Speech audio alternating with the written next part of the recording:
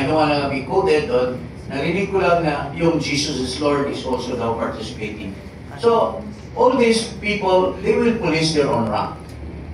Now, hindi po natin talaga ma-avoid kung desperado na ang ating Pangulo dahil namamatyagan na talaga niya ang pagbitaw ng taong bayan sa kanya. Unang-una, kung narinig niyo yung discussion sa, anong pangalan nito? Sa Senado, doon sa budget. Ang budget, 6.7 trillion. Yes. Ang marirage lang ng gobyerno, 4.3. 4.9. So, mayroon tayong deficit na 1.8 or 1.7 trillion. Ihiramin natin yan. Bakit hindi tayo pwedeng magbaba ng budget? Para kung ano makukulikta, ganun din ang... Kasi nakita na natin eh. Kung tukusin mo lang, kung 1.7 ang babayaran, in 2025, 2024, and 1.3 trillion ang ninakaw eh. O, kung tinanggal natin yung ninakaw, di wala naman nanakaw. Kasi mapunta lahat sa pangangailangan. Ito extra eh. So, yun po, in your, as a parting word to your question, may kanya-kanyang gwardyahan sa mga grupo-grupo. So, I think, kung may mga sumaling iba, infiltrators na yan, no? Oo. Sir, another question with regards to the petition filed by your group at the Supreme Court questioning the legality of ICI. So, may we know your take regarding the action of Congress now na mayroong pending bill na to institutionalize the ICI? Through law. Legal yun. Legal yun. Kung ipapasa ng Congress, kasi wala naman tayong magawa kung aaprubahan. They're supposed to be the representative of the people. So, that's why we're saying na bakit nila minamadali yung law? Kasi alam nila illegal yung ginawa ni Marcos. Exactly. So that's why we have to cover for that. And that one, talagang kukumplituhin nila if that is the purpose. Although, dapat ipatawag din nila during the course of the hearing, ipapatawag din nila ang ombudsman para makuha din yung kanyang opinion in terms of the creation of this new body. Para magkaroon ng coordination para hindi matawag na duplication. So, yun po. Attorney Manny would like to add. Thank you, sir, for the question. May dagdag lang ako. They cannot institutionalize a body that is void from the beginning. Ang gagawin nila is to file a bill, come up with a new bill on that. Pwedeng parehas ang pangalan. Pero kung i-formalize mo yung ICI, hindi pwede. That's why we went to the Supreme Court to have it declared void. Humihingi kami na temporal Congress action. pero hindi ang ICI dapat. They have to come up with another one. Kasi pag unconstitutional yan, void yan. You cannot correct it to a law. You have to come up with another body, probably similar to it. Yun ang punto dyan, ha? Kasi we are asking for a TRO and any preliminary injunction, ha? Hindi kami hihingi ng ganun kung hindi kami naniniwala na null-and-void yan. Wala pang update. Wala pa. Well, it's up to the court. They are only praying. 2 days ago lang na. Okay. Thank you. Okay, another question. Dito po, wait lang dito. Sir, Bugoy Patriarca from Rome. Sir, attorney. Kasi kahapon, sa press briefing ni Pangulong Marcos, natanong ito tungkol sa passport ni Saldico na bakit hindi pwedeng i-cancela at hindi pwedeng hulihin pares sa ibang bansa. At ang sabi ng Pangulo ay attorney lang ang makakapag-sagot. Hindi yung sinagot. Well, it's attorney. okay. Ganito ang kwan dyan eh. May mga grounds kasi for the cancellation of a passport.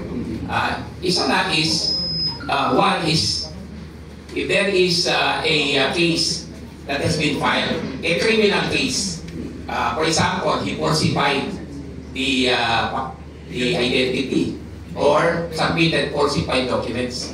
Isang ground yan. Another is Social Security. In other words, meron due process in the cancellation of the passport. Ang problema ko dito, ang nakikita ko, hindi yun eh. Okay, susundin natin yung batas. Ang problema, walang urgency. At walang ginagawa. Ang tagal na, it's almost 3 months. Hanggang ngayon, hindi pa sila nag-file ng kaso. Walang ginagawa. So, how could you cancel the passport? In the meantime, Saldico is, moving around the world with the money, allegedly stolen from the people. So, yun ang ikinagalit ng ating mamamayan. Yung lack of urgency. Yun ang fault ng gobyerno. And I'm inclined to believe that the DFA should have made a representation with the Office of the President para tingnan mabuti kung pwedeng i-raise yung ground of national security para mapabilis. Pero wala eh. Actually, tama yung walang sense of urgency. Kasi kung naalala nyo, nung si Marcoleta pa ang chairman ng Committee on the Blue Ribbon, si Bryce Hernandez, si Roberto Bernardo, si Alcantara, they have already positively identified Saldico. And even the Diskaya. The Diskaya, but no, ito, may positive talagang testimony si Bryce Hernandez at saka yung kasama niya si Mr. ano ba yun? Basta si Bryce Hernandez, sinabi niya, nag-deliver sila mismo ng pera doon sa hindi, wala pa si Gutesa. Ito, sila mismo. Sila. Yung, nag-deliver sila ng pera doon sa BGC. Sa Horizon. Basement nung bahay ni Saldi na nasa Horizon. Yung pa lang, positive na. Yeah.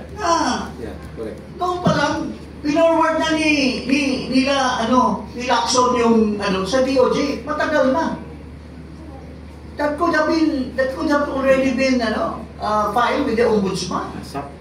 At magkaroon na sana ng anong tawag dito? Kaso sa by this time, they would have already come up with that information to file it with the Sandigan Bayan. Right. Oh, pero wala. Dinaan pa sa ICI. Imbis na direkta. Ito nga yung sinasabi natin duplication. Kasi dinaan pa sa ICI. Oh, sinusupina pa daw, sabi nung Atty. Hosaka, sinusupina. No. The Ombudsman can already, upon their instance, motu proprio, tinira na nila si Saldico. Oh. Wala pa si Boeing, si Vargas pa lang. Si Vargas should have already investigated and come up with information against Saldico. Matagal na dapat na-cancel yung passport. Pero there is a deliberate attempt. Bakit? Kasi si Saldico is the key. Siya ang magsasabi na si Romualdez kasabwat. At si Bongbong kasabwat. Pwede niyang sabihin ni Saldico, pinatawag kami. Tinanong kami ni Marcos, o Saldico, okay na ba yung latag niyo dyan? Kasi magmaang-maangan lang ako na, kunyari, magbabasa-basa ako sa ating General Appropriations Bill. Pero, tatapyasin ko lang konti para akseptado ng tao. Pero yung 251 billion palusutin ko.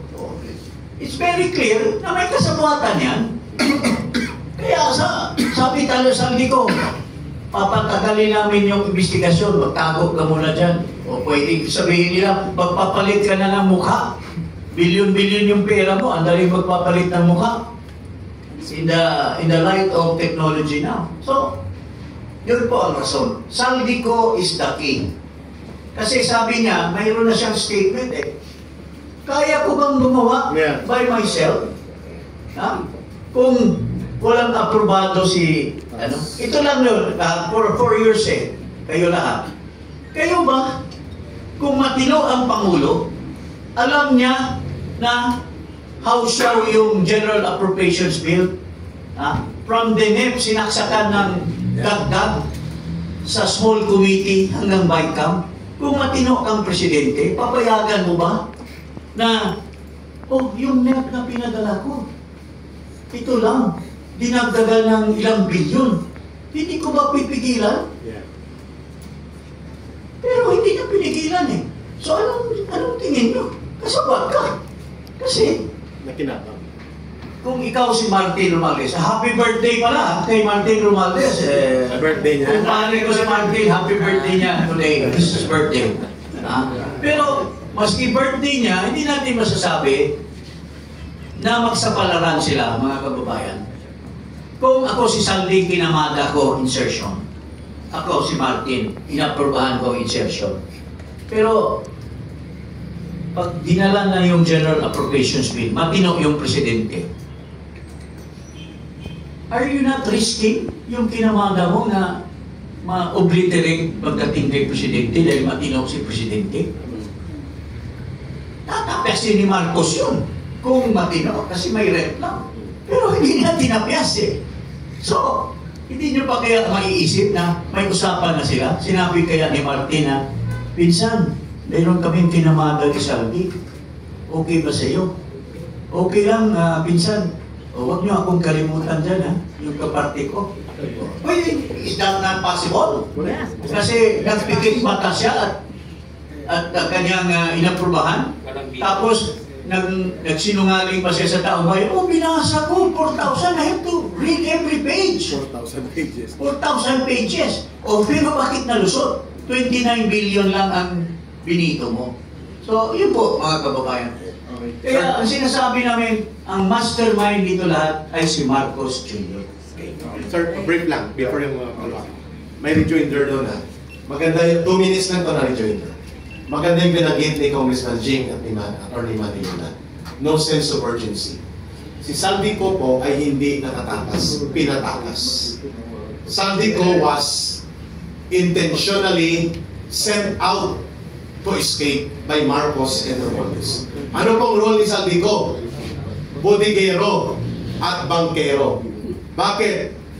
Lumabas po sa interim report ng ICI na isinalaysay ni Engineer Alcantara na ang mansyon sa Valle Verde ni Saldico ay doon nakabodega ang limpak-limpak na pera, male-maleta, karton-karton na nagkakahalaga ng bilyon-bilyon. By that indication of revelation recorded in the interim report published or issued by ICI sent out to Marcos, it appears na si Saldico ay bodeguero, bankero ni Marcos at ni Romualdez. Kaya ang sense of urgency kung bakit hindi siya hinahabol at bakit pinatakas ito sapagkat sa kanya po ang pagsambulat ng criminal trace towards Marcos. Meron pa. Ito pa po, ito very important ito. As early as the first, si Marcoleta pang chairman, nabanggit na yung pangalan ng Paul Estrada Yun, isa pa yun. at saka yung Mark Texon. Sinabi nila, ito yung tao ni Saldi. Oh, pero si Texon ba?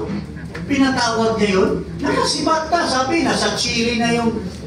kung bagman ka ng bilyon-bilyong peso, do you think titigil pa yun? Hindi na nila mapatawag eh. But these were very important witnesses to the crime. Kasi, yung sinabi ni Gutesa na diniliver niya sa bahay ni Martin Romualdez yung pera. Tinanong, paano na-deliver yun? Sabi ni Gutesa, Sir, taga-karga lang ako. Kasama namin yung Paul Texon at saka Mark. Yun ang nag-deliver. Tapos sinabi daw ni Romualdez na, hindi nirenovate yung pera ko. Bakit? Pag nirenovate mo, wala bang tao doon sa bahay mo? Correct. Ha? Oh. Correct. So, yun ang excuse, no? So, bakit pinalusot yung Texon? At saka, na-mention na yung pangalan nila eh. Ni Bryce Hernandez eh. Identify. Positively identified. Oh. So, bakit pinalusot? Oh. Tapos yung mga eroplano, Wala na. pinraise nila yung mga assets ng mga ibang tao, pero bakit pinalusot nila yung mga eroplano, yung mga assets? Oh.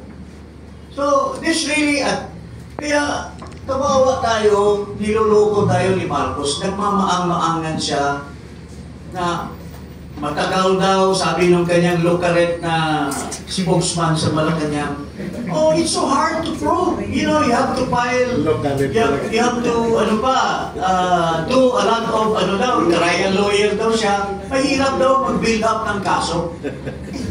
Nag-testify na nga. Umamin na nga yung mga tao, si Bernardo, umamin na. Binigyan niya ng 15% daw yung executive secretary. Yes. Oh. O bakit hindi pa pinail out ni Marcos yung tao na yan? Inimbestiga, dapat pinaimbestiga niya sa ICI dahil there is an allegation that Bersamin or the executive secretary, wala namang ibang ES ngayon. Siya lang naman. O sinabi yung Tri-Gib, bakit hindi mo pinatawag yung Tri-Gib? Why are not they interested to investigate Bersamin dito sa Blue Ribbon? 15% of 2.8 billion. Magkano yan? 350 yun. Million. Okay. So, yun po, mga kababayan. Ayun, sir. Final Very short lang. Okay. Yeah. Anyone can answer. Kahapon sinabi rin ng Pangulo na itong papasko, lahat ng napukulong. Sa mga well, it may sound very positive. Okay naman yun. Ang problema, sinabi niya 40 plus lang. Eh, paano siya naka-alam ng 40 plus? Ibig sabihin, kinokontrol niya ang ICI? Kinokontrol niya ang ombudsman? How was he able to come up with 40 plus? Sigurado ba siya na 40 plus lang? Let me answer that. He mentioned that figure, ha? Okay. Oh. Alam mo, pwedeng maging totoo. Ito, pwedeng maging totoo. Pero not in the real concept of jailing. Alam mo, ganito kasi yan proseso niyan. Pag pinailan mo, pag nag-imbestiga ang ombudsman, sinabi ni Boying, 60 to 80 days, pwede na. O, halimbawa, may testimony na sila Bryce, sila Alcantara, si Bernardo. Pwede nang paspasan ng ombudsman yan, ng kaso, tapos i-file. Since plunder yan, or malversation more than 8 billion, napaka-bilis yan. Kulong ka agad yan, but not in the concept of imprisonment. Yung katulad nila Jinggoy, nila ni Bong Revilla, pwede mong ikulong kagaya ni Laila de Lima. No bail. No bail eh. No bail yan eh. Pagka na-file yan, the Sandigang Bayan will immediately issue an arrest order. An arrest order. Now, since it's not bailable, dapat ginawa na ni Marcos yan, noon pa. Kumbinsido kayo na may makukulong. Kung gawin nila yan. Pero not kulong na convicted, kulong na, since it's not bailable, they will be detained or will be in the custody of the law. In that concept. Pero kung, alam mo, with due respect, ang dami, si Enrile, with my deepest condolence. Sumalangit pa ba? Sumalangit naman. Pero, bago siya nangyari sa kanya ngayon, dinismiss ng sandigan eh. Maski ano pa ang gagawin ng ombudsman, kung bulok yung Sandigang Bayan, maka mayroon bang napatigil na nakulong sa Sandigang Bayan? Wala. Na-dismiss si Bong Revilla, na-dismiss yung kaso ni Jinggoy. Ang daming na-dismiss, pati si Napoles. Si Imelda. Si Imelda Marcos, hindi pinakulong. Maski may conviction. So, mahirap talaga. Pero, ang inaano ng taong bayan, hindi yung kulong in the real sense.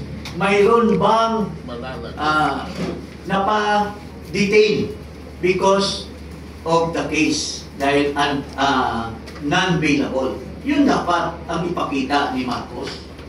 Pero, kung ang nakukulong ay mga mga small price. Sinasabi na niya walang kaso kay Romualdez. Anong klaseng justisya mayroon tayo? Kaya nga, ang mga iglesia, ang mga ibang mga sekta ay talagang magpapakita ng kanilang disgust on how things are being done by Marcos. Yun lang po. May joiner lang po si Yusek Mera. Maniwala pa ba tayo kay Bongbong Marcos? Maniwala pa ba tayo sa kanya? Si Eli ang sinabi niya, may due process tayo, kaya matagal pa yan. Di ba? Sinabi niya doon sa mga nagkasala. Ngayon sinabi, kakulong na sa December. Sabihin niya bukas, hindi. Ngayon, oo. Maniwala ba tayo? Kaya galit na ang taong bayan. Yun. Okay? One more point. Okay. I'm speaking as a lawyer. We cannot disregard due process. Everybody's entitled to due process. Pero pag delayed ang action, there is what we call violation of the rule on speedy disposition of proceedings and cases. May delay dito eh. Klaro yan eh. And there is selectivity. Paano yan? There is no political will. Yun ang problema dito. Buboy. I see some unhidden hands trying to muddle the process. There is obstruction of justice. Sana yung mga big fish, bakit hindi nila iniimbestiga? Eh, pinangalan na yan. Yung kay Diskaya, ilang congressmen ang na-mention doon? Ang dami. And may naririnig ba tayo sa ICI? Meron ba tayong naririnig sa Senate Blue Ribbon Committee? Or sa Ombudsman? Wala. It's all for the show. We are stunned. We want real justice dito. Yan ang dapat para hindi magalit ang taong bayan because we are entitled. We are taxpayers. Okay. Ha? Tao yan. Okay, salamat Attorney Manny. Mr.